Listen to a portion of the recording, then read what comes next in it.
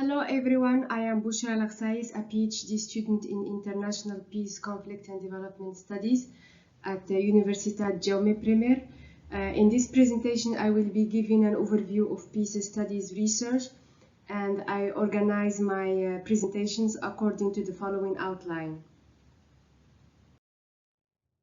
First, I will start by introducing the peace studies research discipline and talk about its stages of development as negative peace, positive peace, and culture of peace. Second, I will talk about the peace studies new agenda as an epistemological term that combines both critical line polemology and constructive line erenology. Then I will cover peace as an imperfection by Francisco Muñoz. And lastly, I will discuss gender in intersection with peace studies. The emergence of peace studies as an academic discipline in the West was established fairly in the middle of the 20th century and have their origins in reaction to the First and the Second World War and the Holocaust, where the violence reached its highest levels due to the mobilization of war resources and the number of victims and the destruction it left. These wars produced a strong emotional impact that fostered the yearning for peace, and intellectuals in academic groups of very different kinds, which took awareness of the need to react with intellectual resources to counter such a brutal event. This phenomena, together with the progress of social sciences in the 19th century and the 20th century, favored the emergence of scientists and researchers who believed it is necessary to address such problems with maximum rigors within the framework of a specific and specialized discipline. Peace studies addresses topics as diverse as war, violence, the effect of political, cultural, and social violence, poverty, social justice, gender, environment, development, education, democracy, theory of international relations, social recognitions or human rights, and what can be done to resolve conflict peacefully. In addition, peace studies investigates the reasons for and outcomes of large and small-scale conflict as well as the preconditions for peace. The discipline also is known as peace and conflict studies.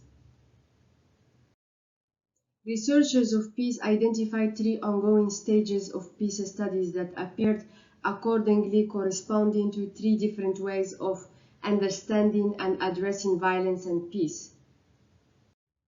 According to Galton, in order to know what peace is, we need to know and explain what violence is.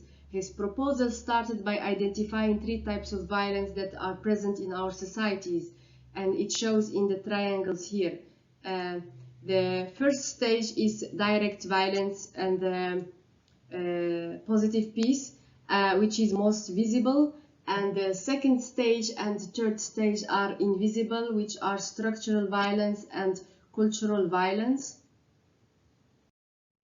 According to Galton, the first stage of peace studies is heavily characterized by its focus on violence.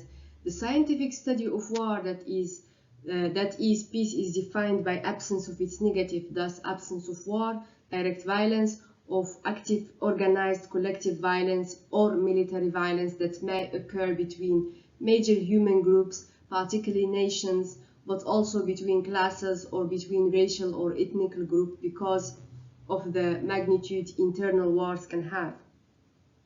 The study of violence was prioritized to tend to focus on the histories of war, their causes, their resolution, as well as factors leading to victory or defeat in conflict waged principally by violent means, and to increase or decrease security of one or more, but not all parties involved. The understanding of peace as negative was increasingly challenged by peace workers and peace movement, as they declared that peace is not simply the lack of war or violence, but rather peace means the eradication of all types of injustices, dominations, exclusions, oppressions, and all types of human suffering, which explains the emergence of stage 2 of peace studies in the 1959 at the Oslo Peace Research Institute by peace scholar Johan Galton. Galton refers to positive peace as a synonym for all other good things in the world community, particularly in cooperation, integration between human groups with less emphasis on the absence of violence. This concept is the absence of structural violence. It would exclude major violence but tolerate occasional violence. Finally, the stage 3 of peace studies is known for the concept of culture of peace as an alternative to culture of violence. Galton's research asks that behind direct violence and indirect violence, there is a third kind of violence, which is cultural violence, which is represented in the cultural symbolic aspect. Those aspects of culture, the symbolic sphere of our existence, exemplified by religion and ideology, language and art, empirical science and formal sciences, logic and mathematics, that can be used to justify or legitimize direct or structural violence. Also at this stage, the research for peace, guided by the concept of culture of peace, declares that peace building requires work that aimed at building and strengthening a critical citizenship that defends human rights and democracy, as well as universal achievement of humanity. Martinez Guzman puts a great emphasis on the importance of culture of peace on the conflict transformation using new means as education and communication for peace. Cummins-Mingold explains that peace as an object of study has suffered an epistemological invisibility, both in philosophy and in different sciences, including research for peace, which only has recently incorporated an explicit study of peace, and those elements that would contribute to the construction of culture of peace. Cummins-Mingold affirming that philosophy, the humanities, and natural sciences have experienced a seduction by the study of violence and war as a human phenomena, leaving peace and non-violence out of the analysis. And she illustrates a few examples of disciplines like history that has given priority to the study of violence, battles, wars, conquest, over the study of peace, as in agreements, negotiation, mediation, and coexistence, even though the latter are more common and numerous. Also in the fields of anthropology, sociology, there is also a systematic deviation that turns violence on war into an object or subject worthy of study, but not peace. This is what Francisco Munoz described as cognitive dissonances, sometimes close to the schizophrenia. As humans, we value and desire and seek and pursue peace, however, think of it in terms of violence. Hence, to Irene Cummins-Mingold, peace research has not escaped this cognitive dissonance, and in fact it suffers from it because the majority of teaching, research, and publications on the topic use the old peace agenda that focuses on different forms of warfare and violence, often ignoring peace as an actual object worthy of study. According to Cummins-Mingold and Paris Albert, media and science play a role and contribute to naturalization of violence due to being caught up in the analysis, the study, and the narration. Therefore, in doing so, they perpetuate it. The theoretical and media invisibility of peace is thus not free from consequences. Centrality of violence is not only biased view of the complexity of life, but also has implications for social change, comparison of a human being, politics, and security. From the UNESCO Chair of Peace Philosophy at Universitat Jaume I, the philosopher Vicente Martínez Guzmán proposes to transform the forms and ways in which we understand and approach peace, approaching it from a denial of violence, but from a normative reconstruction of our competences and capabilities to make peace. So, Martínez Guzmán proposed an epistemological turn with which we stick to scientifically and philosophically based research for peace and at the same time subvert the current scientific paradigm, looking for new ways to understanding and approaching reality. Peace research must walk two separate ways, independent paths, and a critical one and a constructive one. Following the proposed epistemological turn, which assert the necessity and urgency to broaden the horizons of peace research, it recommends two hybrid dimensions to peace studies. One polemology standpoint as an important line of research which diagnoses and make analysis of conflict despite it remaining the dominant line of peace studies.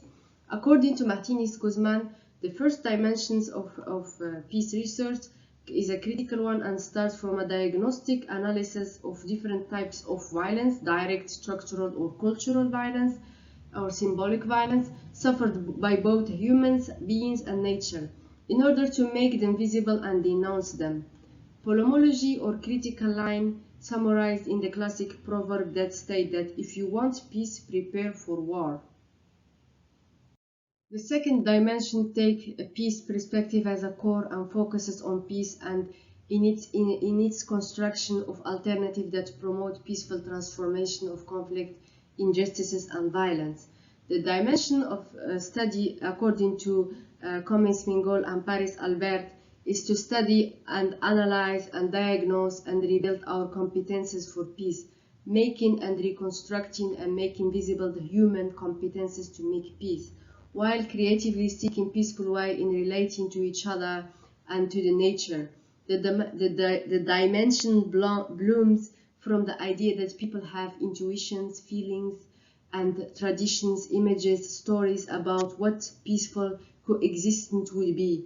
People have a wide range of capacities and competences and among them is the power to organize our coexistence in a peaceful way. Francisco Munoz, together with researchers from the Institute of Peace and Conflict Studies at University of Granada, have worked on the idea of imperfect peace to define and identify and enhance the real, omnipresent but unfinished processes of peace. Building peace as imperfection as an ongoing process is the idea to break the cognitive dissonances that dominate the Western thought. It is imperfect in the sense that imperfective, which grammatically refers to the verbal aspect that expressing a lasting and finished action. Carmen Magallon says that the new perspective of imperfect peace seeks to embrace and broaden baggage of peace practices that have been developed by humans, from love, compassion to international treaties. In this way, bringing the concept closer to what we really do opens the way to the hope and that peace, when on day-to-day basis, has more opportunities and is more achievable than it seems to us. It is important, according to Magallon, to focus on valuing what we already have, but in an invisible mode, what is called in anthropology as the veil to familiarity. Peace flourishes in our lives, and it can be observed when humans succeed in transforming conflict peacefully, when the basic needs of others are satisfied with maximum possible peace and is built with counted circumstances. Francisco Munoz, however, stopped to warn us that when using the term imperfect, we must be aware of the negative connotation that it may normally carries. This author is not questioning it is not a question of denying a way of doing or not doing, but rather proposal to act and create and engender, influence, carry out, operate, practice, process, carry out in the sense of positive and purposeful transformation. The concept of gender as questioned in Butler, whether we are assigned our gender at birth or we simply perform one based on our social values and norms. She puts forward that it is highly socially constructed and performative rather than being part of our nature as we act it out.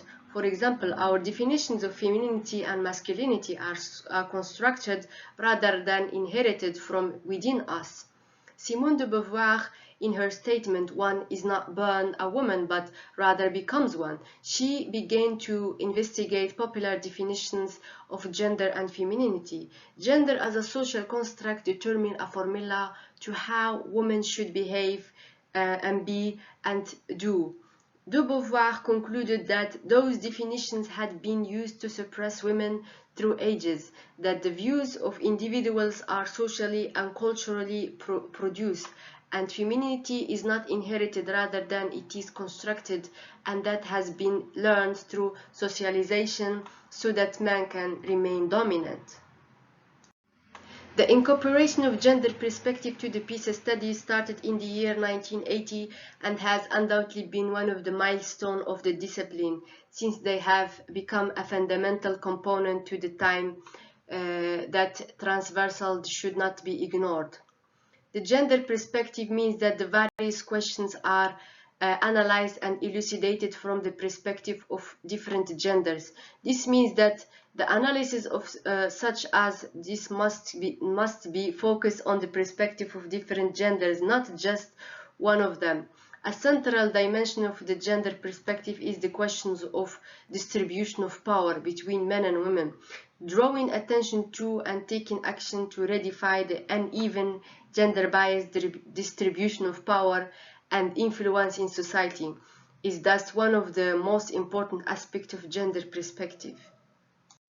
In the light of what we have seen, the two lines of peace resource are not only fundamental, but they are interdependent and built in intersection.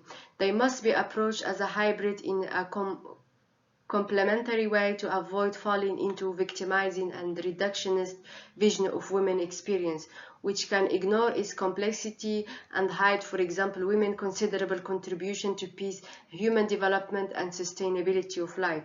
By using the both lines of peace studies and in intersection of gender, we will avoid contributing to the naturalization of women as victims.